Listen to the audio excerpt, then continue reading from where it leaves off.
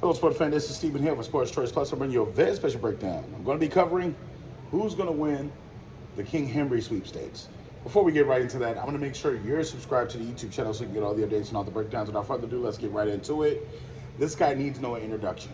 When you think of one of the best running backs the last 10 plus years in the NFL, somebody who's not only walked the walk, but fit the talk as well, somebody that's been one of the most explosive running backs, you're talking about essentially Derrick Henry. You're talking about somebody who's not only carried the Tennessee Titans offensively as a team, one of the best guys that's just been in the NFL, and you just literally see what he's been able to do on the ground.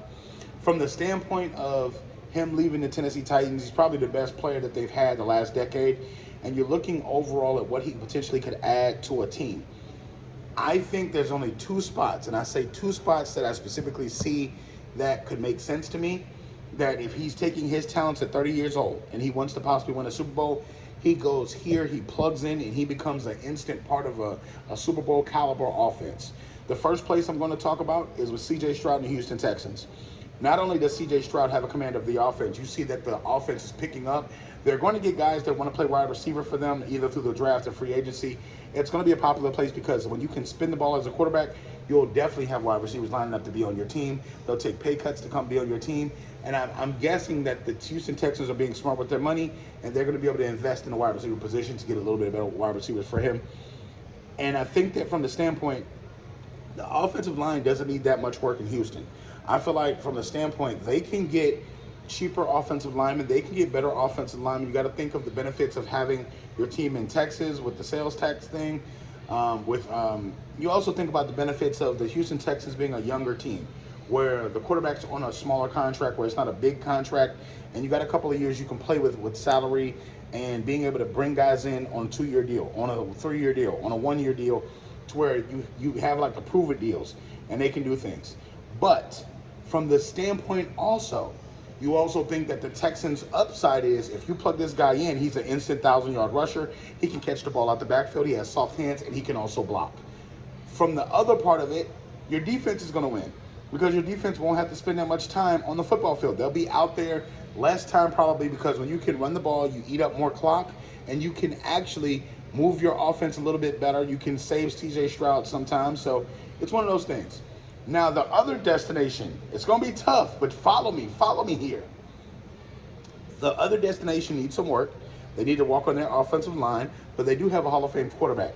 They do have Breece Hall as a young quarterback that could be lightning to his thunder, but I look at it like this, the New York Jets. The New York Jets are primed for a Super Bowl run right now. You just have to improve the offensive line.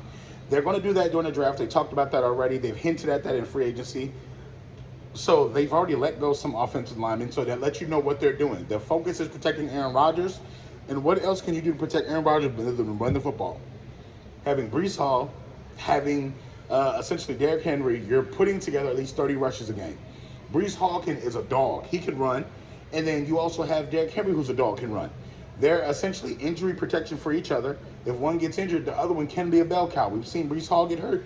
We've seen Derrick Henry get hurt. So you can split some carries, have them both in the game at times. They both can catch out the backfield. They both can block. So these are just beneficial things. Now, if I think, and from a standpoint, he can go to other places, but the load management may not be there. He can go to other places, and they may run him into the ground. These are places that make sense where he doesn't have to carry the 250 carries per year. He can save his body. He can save himself. And it doesn't make sense to, at 30 years old, just jump off a cliff. Father Time's undefeated with that running back position. It's not too many people other than Adrian Peterson that go plus their 30s that look like they're still in their 20s. So, essentially, what would you guys like to see Derrick Henry do? Where would you like to see him go? Leave your comments in the comment section below. Definitely check out Sports Choice Plus for all the breakdowns, all the updates, and also check out our archive. And make sure you subscribe. We'll see you in the very next video.